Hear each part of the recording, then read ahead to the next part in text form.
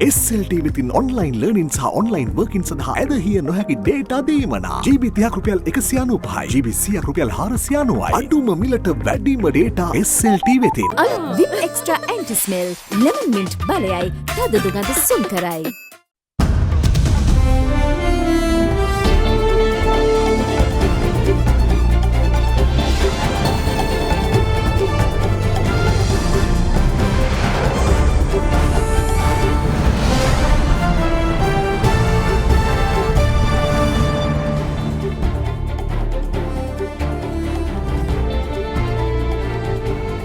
ආයුබෝවන් ඔබ මේක්වන්නේ අද දෙරණ මධ්‍යහන ප්‍රධාන ප්‍රවෘත්ති ප්‍රකාශයත් සමගින් ප්‍රථම අවධානය පුවත් ශීර්ෂ පාඨ වෙත.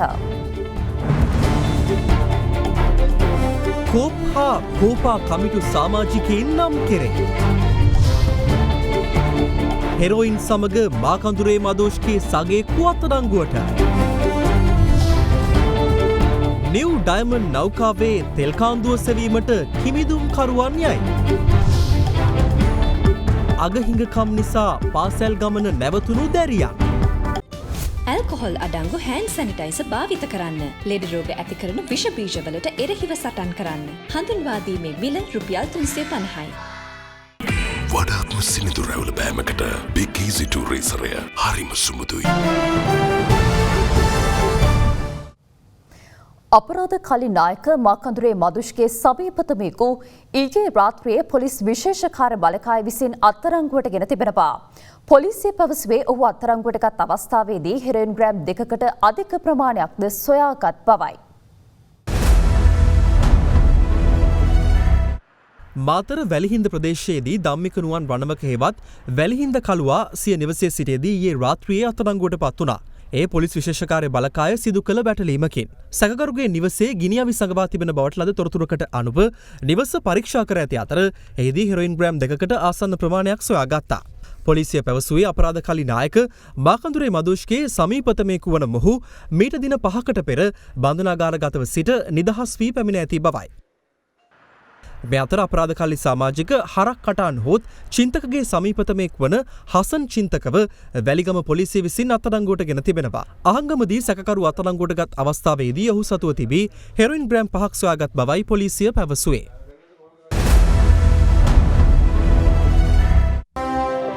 සෙලාන් බැංකුව සුහද හදක් ඇති දේශීය බැංකුව. ඉන්දිය විරලාරක්ෂක දෙපාර්තමේන්තුවට අයත් නෞකාවක සිටි නිව් ඩයමන්ඩ් නෞකාවේ කපිතාන්වරයා අදාළුවම ගොඩබිම වෙත රැගෙන ආවා. ශ්‍රී ලංකා නාවික හමුදාවේ කණ්ඩායමක් විසින් ඔහු රැගෙන අතර පසුව ගාල්ල ප්‍රදේශයේ ආරක්ෂිත නිවසක් වෙත යොමු කෙරුණා.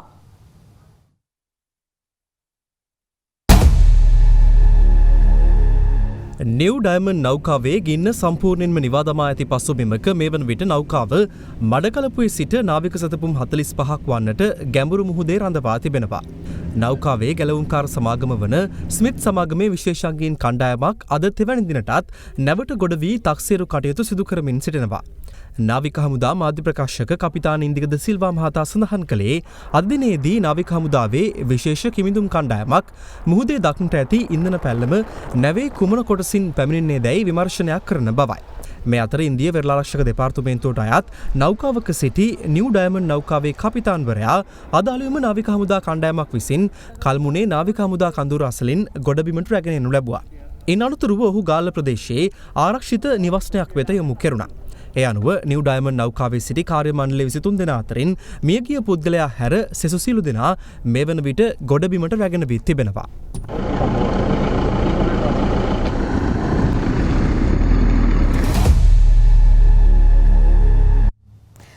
නවවැනි පාර්ලිමේන්තුවේ පොදු ව්‍යාපාර පිළිබඳ කාරක සභාව හෙවත් කෝප් කමිටුවේ සහ රජයේ ගිණුම්කාරක සභාව හෙවත් කෝපා කමිටුවේ සමාජිකයන් නම් කර තිබෙනවා.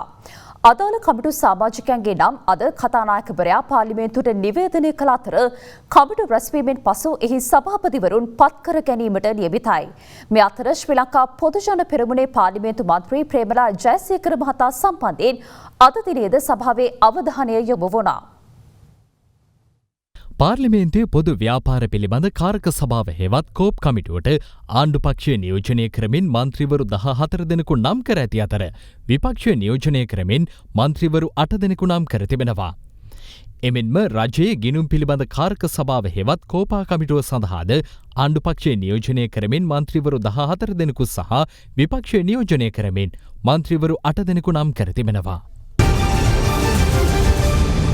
ගරු කතානායකතුමනි 1982 සෙල්වරාජා යෝගචන්ද්‍රන් ද්‍රවිඩ එක්සත් විමුක්ති පෙරමුණ විසින් ටෙලෝ සංවිධානයේ නායකයා හැටියට පාර්ලිමේන්තු මන්ත්‍රීවරයෙක් හැටියට නම් කරනු ලැබුවා. එතකොට මැතිවරණ කොමසාරිස්වරයා ඒ නම මන්ත්‍රීවරයෙක් හැටියට ගැසට් කරලා ගරු කතානායකතුමාට පාර්ලිමේන්තුවේ මහලේකම්වරයාට එවලා තිබෙනවා. ඒ පුද්ගලයා ත්‍රස්තවාදයේ වැළැක්වීමේ පනත යටතේ මරණීය දණ්ඩනය හිමි වෙච්ච පුද්ගලෙක්. නමුත් ඒ අවස්ථාවේ ඒ යෝගචන්ද්‍රන් මහත්මයා අභියාචනාවක් ඉදිරිපත් කරලා තිබුණු අවස්ථාවකදී ඔහුට පාර්ලිමේන්තු මන්ත්‍රීවරයෙක් වශයෙන් දිවුරුම් දීමට අවස්ථාවක් සලසලා දුන්නේ නැහැ. එවකට කතානායකවරයා ආණ්ඩුක්‍රම ව්‍යවස්ථාවේ 89 වන ව්‍යවස්ථාවටත් ඒ වගේම ආණ්ඩුක්‍රම ව්‍යවස්ථාවේ 91 ව්‍යවස්ථාවටත් අනුකූලව. ඒ නිසා 89 වන ව්‍යවස්ථාවත් 91 වන ව්‍යවස්ථාවත් ඔබතුමාගේ තීන්දුව මත උල්ලංඝනය වෙලා තිබෙනවා කියන එක මම කනගාටුවෙන් ප්‍රකාශ කරන්නට ඕන. ඔබතුමා ওই නැගූ තර්කය නගන්න තිබුණේ මෙතන නෙමෙයි. පහුගිය දින ඇපිල් උසාවියේ තමයි ওই තර්කය මතු කරන්න තිබුණේ. දැන් ඇපිල් උසාවියේ තීන්දුවක් අපිට එවලා තියෙනවා.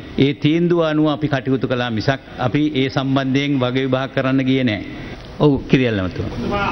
නියෝග ගැන කතා කරුවා. ශිරාණි බණ්ඩාරනායක මැතිණියට විරුද්ධව ගෙනාපු විභාගය නවත්ත. ඒක මෙතෙන්ට අදාළ නෑ නේ ගරු මන්ත්‍රීතුමා. අපි මේ වෙන ප්‍රශ්නයක් ගැන කතා කරන්නේ. ඔබතුමා සභාව නොමග ගෙනියන්නයි මේ උත්සාහ කරන්නේ. අද අපි මේ කතා කරන්නේ ප්‍රේමලාල් ජයසේකර මන්ත්‍රීතුමා ගැන මිසක් ශිරාණි බණ්ඩාරනායක මැතිණිය ගැන නෙමෙයි. ගරු කතානායකතුමනි ප්‍රේමලාල් ජයසේකර මන්ත්‍රීතුමා මැතිවරණ කොමසාරිස්තුමා විසින් පත් කරන ලද මන්ත්‍රීවරයෙක් හැටියට පාර්ලිමේන්තුවේ දිවුරුම් දීමට පැමිණි අවස්ථාවේදී ඒ පිළිබඳ බාධා කරන්න උත්සාහ දරුවා. ඒ අවස්ථාවේදීත් මේ තර්ක යලි යලි ඉදිරිපත් කළා. ගරු කතානායකතුමා තීන්දුවක් දුන් ප්‍රකාශයකට එරෙහිව වෙන තර්ක ගේනවා නම් ඒකට මාර්ගයක් තිබෙනවා. යලි යලි විපක්ෂයට මේ කාරණය නගන්න ඕන නම් ඒකට අවශ්‍ය ස්ථාවර නියෝගය යටතේ කටයුතු කරන්න ඕන ක්‍රමයකට අපි ආණ්ඩුව හැටියට අපි සූදානම්. නමුත් අපේ මන්ත්‍රීතුමාගේ අයිතිවාසිකම් මේ යලි යලි නැති බව ප්‍රකාශ කිරීම හැන්සාඩ් වාර්තාවෙන් ඉවත් කරන ලෙස අපේ මන්ත්‍රීවරයාට තිබෙන අයිතිවාසිකම් ඒක කරන්න පුළුවන්. ඔව් විපක්ෂ නායකතුමා. ගරු කතානායකතුමනි මම බොහොම සත්භාවයෙන් මේ යෝජනාව ඉදිරිපත් කරේ. ඒ නිසා මම ඔබතුමාගෙන් ඉල්ලීමක් කරනවා මේ හැන්සාඩ් මේ වාර්තාවෙන් එහෙම ඉවත් කරන්නට එපා. මේ යන්නේ වෙන ගමනක්. ඔව් නලින් බණ්ඩාර මහත්මයා. අපි දැක්කා ඊයේ පෙරේදා ගාඩියන් පුවත්පතේ නිව්යෝක් ටයිම්ස් වගේ ලෝකේ ප්‍රධාන පුවත්පත්වල පවා ඔබතුමාවත් නම සඳහන් කරමින් මේ മന്ത്രിවරයාගේ දිවුරුම් දීම පිළිබඳව බොහොම අපේ රටේ නමට කීර්ති නාමයට කැලලක් වන ආකාරයෙන් තමයි වාර්තා කරලා තිබුණේ. ඔබතුමාත් දැන් ජාත්‍යන්තරයට ගිහිලා තියෙන්නේ. ඉතින් මම හිතනවා ව්‍යවස්ථාදායකයේ මුල් පුටුව දරන ඔබතුමා විසින් හරි. එතන ඔබතුමා මේක නිවැරදි කරන්න ආම කටයුතු කරන්න ඔබතුමා. හරි බොහොම ස්තුතියි.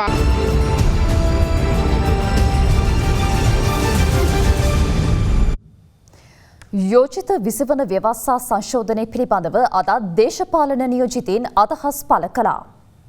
කාව සනසන්නද මේ දිත්ව පුරවැසි භාවයේ සහිත පුද්ගලයන්ට ප්‍රධාන පෙළේ තනතුරු හොබවන්න පුළුවන් නීති සම්පාදනය කරන්න උත්සාහ ගන්න. ජනාධිපතිට පුළුවන් නම් නොකරන්න පුළුවන් කාටද කියන එක පිළිබඳව අපි මේ ආණ්ඩුවෙන් අහනවා. අපිටත් ගැටලු තියෙනවා මේ ගේනවා කියන එක ගැන. ඒ හින්දා මේ පිළිබඳව ගරු අගමැතිතුමා පොරොන්දු වුණා අපේ ආණ්ඩු පක්ෂ മന്ത്രി කණ්ඩායමත් එක්ක පුළුල් සංවාදයක යෙදෙනවා. මේ වෙනස් වෙන්න පුළුවන්. තාම මේක ගෙනල්ලා නැහැනේ. ඉස්ස මොකද්ද කියලා දැනගෙන මිනිස්සු ඡන්දේ දුන්නේ නැහැ. ඉස්ස මොකද්ද කියලා දන්නේ නැතුවනේ දුන්නේ. දැන්නේ දන්නේ. දැන් තමයි ඉතින් දීපයක අනේ අපොයි කියලා කියාගන්න වෙලා තියෙන්නේ. දානමෙන් මේ රටට උණු සෙතක් නැහැ. ජනාධිපති එක පැත්තකට ඇද්දා, අගමැති තව පැත්තකට ඇද්දා. රට ආපස්සට ගිය එක තමයි උනේ. ඒ නිසා තමයි රටේ ජනතාව ඒ ආපාලන ආණ්ඩුව එලවන්න ප්‍රධාන හේතුවක් උනේ. 18 වෙනි ව්‍යවස්ථා සංශෝධනයේ තිබුණ දේවල් තමයි ආපහු ගෙල්ලා තියෙන්නේ. අධිකරණය, පොලිසිය, ඒ සියල්ල පාලනය කරන්න පුළුවන් විදියට අපට බලය ආපු වෙලාවක අපි අනිවාර්යෙන් නැවතත් ඒවා වෙනස් කරනවා. දැන් ව්‍යවස්ථාදායක සභාව අහෝසි කරලා පාර්ලිමේන්තු සභාවක් ස්ථාපනය කරනවා කියලා කියනවා.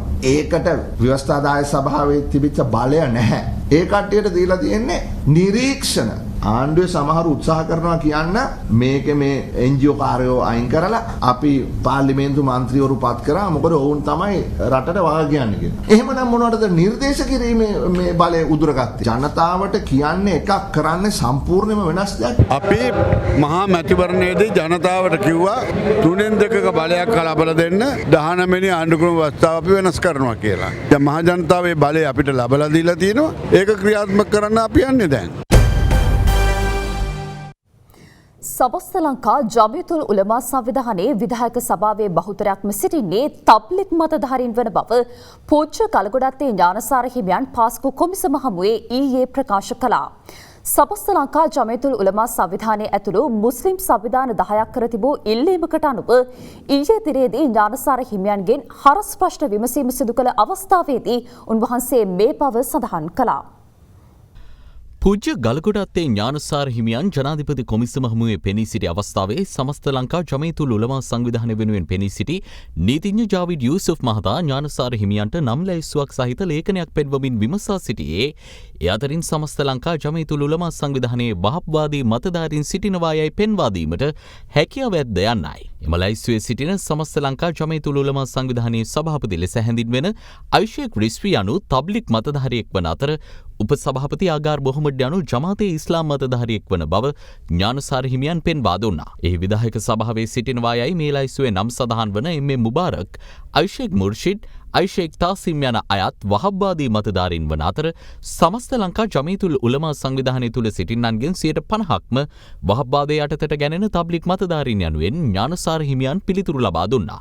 එහිදී නීතිඥවරයා පෙරලා ප්‍රශ්න කළේ සමස්ත ලංකා ජමීතුල් උලමා සංවිධානයේ 50%ක්ම සිටින්නේ තබ්ලිග් මතධාරීන් යයි පවසන්නේ නම් එසේ සිටීමේ වරද කුමක්ද යන්නයි. එසේ සිටීමේ ඇති වරද වන්නේ කෙමෙන් කෙමෙන් මේ රට ඉස්ලාමීය රාජ්‍යයක් කරා ගෙන යාම වන අතර මෙරට නීතියට එරෙහිව ගිය සිදුවීම් රැසක් පසුගිය සමය තුළ අටලුගම වැනි ප්‍රදේශවලින් වාර්තා වූ බව ගලගොඩත්තේ ඥානසාර හිමියන් පිළිතුරු ලබා දෙමින් සඳහන් කළා. සෞදි අරාබියේ රියාද් නගරයේ මුද්‍රණය කළ වහබ්වාදී පොත්පත් මේ රටට පැමිණ ඇත්තේ සුළඟින් වීමට නොහැකි අතර එවැනි පොත්පත් මේ රට ජීවත් වන සාම්ප්‍රදායික සූෆි මුස්ලිම්වරුන් සිංහල සමාජයෙන් වෙන්කර වහබ්වාදය වෙත ගෙන යාමට හේතු වන බවද උන්වහන්සේ පැවසුවා. ඥානසාර හිමියන් වැඩිදුරටත් පෙන්වා දුන්නේ සමස්ත ලංකා ජමීතුල් උලමා සංවිධානයේ සභාපතිවරයා සොහොන් වන්දනාව ප්‍රතික්ෂේප කරන බව පවසමින් දවටගහ දේවස්ථානයටවත් නොයන අතර කිංස්බරි හෝටලයට බෝම්බ ප්‍රහාර එල්ල කළේද එවැනිම තබ්ලිග් මතධාරියෙක් වන බවයි. මේදී නීතිඥවරයා යලි ප්‍රශ්නයක් යොමු කරමින් විමසා සිටියේ හලාල් නිෂ්පාදනවලට විරුද්ධව කටයුතු කරන්නේ මන්ද යන්නයි. එයට පිළිතුරු දෙමින් ඥානසාර හිමියන් ප්‍රකාශ කළේ හලාල් යනු මුස්ලිම් ජනතාවගේ අයිතියක් වන අතර තමා ඊට කිසිදු විරෝධතාවයක් නොදැක්වුවත් දත්බුරුසු වැනි පාරිභෝගික භාණ්ඩවලට පවා හලාල් ලාංඡනය දීමේ කිසිදු අවශ්‍යතාවයක් තමා නොදකින බවයි. පාරිභෝගික භාණ්ඩවලට හලාල් ලාංඡන අවශ්‍ය නොමැති අතර SLS සහතිකයේ තිබීම ප්‍රමාණවත් වන බව පූජ්‍ය ගලගොඩත්තේ ඥානසාර හිමියන් කොමිසමට පෙන්වා දුන්නා. දූෂණ විරෝධී කමිටුවෙන් අපේක්ෂා කළ ප්‍රතිඵල ඉටු නොවූ බව හිටපු අමාත්‍ය මංගල සමරවීර මහතා දේශපාලන පළිගැනීම් පිළිබඳ සොයාබලන ජනාධිපති කොමිෂන් සභාව හමුවේ සාක්ෂි ලබා දෙමින් ඊයේ ප්‍රකාශ කළා. ඒ ආර්ථික සංවර්ධන අමාත්‍යාංශයේ හිටපු ලේකම් වෛද්‍ය නිහාල් ජයතිලක මහතාගේ සිදු කළ පැමිණිල්ලක් කොමිසම හමුවේ විභාගයට ගත් අවස්ථාවේදී ආර්ථික කටයුතු අමාත්‍යංශ හිටපු ලේකම් වෛද්‍ය නිහාල් ජයතිලක මහතා දේශපාලන පළිගැනීම් පිළිබඳ සොයා බලන ජනාධිපති කොමිසමට කර තිබූ පැමිණිල්ලකට අදාළව හිටපු අමාත්‍යවරුන් වන මංගල සමරවීර, මලික් සමරවික්‍රම යන මහත්වරුන් සාක්ෂි ලබා දීමට ඊයේ කොමිසමට පැමිණියා. කොමිසම හමුවේ සාක්ෂි දෙමින් මංගල සමරවීර මහතා ප්‍රකාශ කළේ යහපාලන රජයේ අමාත්‍ය මණ්ඩලය විසින් අනුමත කරන ලද ජාතික විධායක සභාව පිළිබඳව මේ මොහොත වනතෙක්ම තමා කිසිවක් දැන නොසිටි බවයි. තමන් ආණ්ඩුවේ ප්‍රබල අමාත්‍යවරයෙකු වශයෙන් 2015 ජනවාරි 21 වැනිදා කැබිනට් මණ්ඩල රැස්වීමට අග්‍රාමාත්‍යවරයා විසින් ඉදිරිපත් කරන ලද දූෂණ විරෝධී කමිටුව පත් කිරීමට අදාළ කැබිනට් පත්‍රිකාව පිළිබඳව නොදැන සිටියේ කෙසේදැයි කොමිසමේ සභාපති හිටපු ශ්‍රේෂ්ඨාධිකරණ විනිසුරු උපාලි අබේරත්න මහතා ප්‍රශ්න කළා. අදාළ කැබිනට් රැස්වීමට සහභාගී වූයේද නැද්ද යන්න පිළිබඳව තමන්ට හරියාකාර මතකයක් නොමැති බව ප්‍රකාශ කළ හිටපු අමාත්‍යවරයා තමන් කැබිනට් රැස්වීමට සහභාගී වුවත් නැතත් එවැනි තීන්දුවක් අනිවාර්යෙන්ම තමා අතට පත්විය යුතු බවද පිළිගත්තා. එහෙත් කැබිනට් මණ්ඩලයට ඉහළින් ජාතික විධායක සභාවක් ඇතිවීම පිළිගත හැකිදැයි මෙහිදී කොමිසම ප්‍රශ්න කළ අතර ඊට පිළිතුරු දෙමින් සෑම රජයක්ම බලයට පත්වන විට දූෂණ පිළිබඳව ක්‍රියාමාර්ග ගන්නා බව ප්‍රකාශ කළ මංගල සමරවීර මහතා සෑම රජයක්ම පත්වන්නේ දූෂණය පිටුදැකීම මූලික කරගෙන බව සඳහන් කළා. කෙසේ වෙතත් කලකිරීමෙන් ඔහු ප්‍රකාශ කළේ අවසානයේ තම රජයෙන්ද සිදු වූයේ පැවති ක්‍රමවේදයම පවත්වාගෙන යාම බවයි. එවැනි කැබිනට් පත්‍රිකාවක් දකින්නේ ප්‍රථම වරටයයි අවධාරණය කළ සභාපති විනිසුරුවරයා කිසිම රජයක මීට පෙර ඔබ මෙවැනි කැබිනට් තීරණයක් දැක තිබේදැයි විමසා සිටියා. මංගල සමරවීර මහතා ඊට පිළිතුරු දෙමින් සමහර විට තිබුණු ආණ්ඩු මේ තරම් මෝඩ නැතුව ඇති යනුවෙන් ප්‍රකාශ කළා. වෛද්‍ය නිහාල් ජයතිලක මහතා වැනි රාජ්‍ය නිලධාරීන් සම්බන්ධව දේශපාලන පරිගැනීම් සිදු කිරීම පිළිබඳවද නීතිඥ සනරත් ජයසුන්දර මහතා සමරවීර මහතාගෙන් විමසා සිටියා. අපි කැබිනට් පත්‍රිකාවක් දාලා ක්‍රියා කළේ මෝරු අල්ලන්න මිසක හාල් මැස්සන් අල්ලන්න නොවේ. එහෙත් අන්තිමේදී වෙලා තියෙන්නේ මෝරු අල්ලන්න ගිහින් හාල් මැස්සන් අල්ලන එක විතරයි. ඔහු කියා සිටියා. අද දේශනයක් පැවැත්වුවේ නැද්ද? අද ධර්මය ගැන කතා කරන්න වෙලාවක් ලැබුණේ නැහැ. ඇත්ත වශයෙන්ම මේ අපි ඉල්ලා පැහැදිලිවම කිව්වේ දේශපාලන පරිගැනීම් වෙනුවෙන් අපි කවදාවත් සම්බන්ධ වෙලා නැහැ. විශේෂයෙන්ම මම 94 ඉඳන් විවිධ අමාත්‍යාංශ කරත් මමත් එක්ක වැඩ කරපු සියලු ලේකම්වරු දන්නවා කවදාවත් දේශපාලන වශයෙන් පරිගත්තෙත් නැහැ. පරිගැනීමට ලක්වයි කියන ලේකම්වරයා වුණත් කවුද කියලා දැනගත්තේ ඇත්ත වශයෙන්ම අද. මෙරට සමස්ත කොවිඩ් ආසාදිතයන් සංඛ්‍යාව 3155 දක්වා ඉහළ ගොස් තිබෙනවා. මේ අතර ඊයේ දිනෙත් ලොව වැඩිම දෛනික ආසාදිතයන් ප්‍රමාණයක් ඉන්දියාවෙන් වාර්තා වුණා. නව කොවිඩ් ආසාධිතයන් 8 දෙනෙක් ඊයේ හඳුනා ගැනුණු අතර ඔවුන් සිළු දෙනා විදේශයන්හි සිට පැමිණි පුද්ගලයින්. ඒ සමග මෙරට සමස්ත COVID-19 රෝගීන් සංඛ්‍යාව 3155ක් දක්වා ඉහළ ගියා. රෝගීන් 2955 දෙනෙකු මෙවන විට පූර්ණ සුවය ලබා ඇති අතර තවදුරටත් නේවාසිකව ප්‍රතිකාර ලබන්නේ කොවිඩ් රෝගීන් 188 දෙනෙක් පමණයි. ආර්ථික දුෂ්කරතා නිසා පාසල් ගමන නැවතුණු සහෝදරයන් දෙදෙනෙකු පිළිබඳ පුවතක් වලපනේ වෙලන්හින්න ප්‍රදේශයෙන් වාර්තා වනවා. ඒ සිය බව ලෙඩ ඇඳට වැටී සිටින පසුබිමක පියාට සුපුරුදු ජීවිකාවකද අහිමි වීම නිසායි. පැන්සලක් කොහෙද තියෙන්නේ? ඇයි? අම්මට සල්ලි නැනේ? අකුරු ලියන්න කොපමණ ආස කළත් පැන්සලක් නැතුව මේ ලත වෙන්නේ නව හැවිරිදි දැරියක්.